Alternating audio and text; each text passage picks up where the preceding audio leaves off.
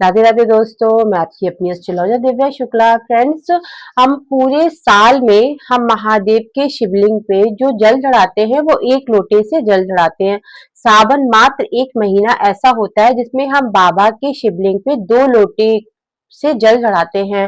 और जो कावड़ लेके जाते हैं वो भी आप देखेंगे, जो कावड़ लेके जाते हैं उसमें 2 कलश ही होते हैं। 2 कलश को वो उठाते हैं और 2 कलश से ही वो महादेव के वहां पे शिवलिंग पे कहीं भी लेके जाते हैं।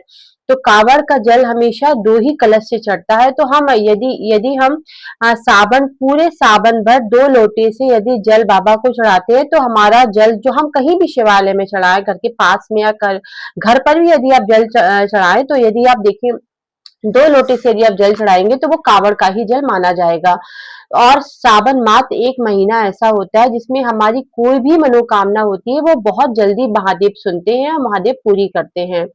तो यदि हम एक और उसमें भी एक तरीका होता है कि एक लोटे में हम पीला चंदन डाल के, दूसरे लोटे में हम थोड़ा सा गुड़ का टुकड़ा डाल के यदि हम बाबा के शिवलिंग पे समर्पित करते हैं, दोनों लोटों को एक साथ ही जल समर्पित करना। ये नहीं कि एक आपने चढ़ा दिया एक रख दिया, ऐसा नहीं है।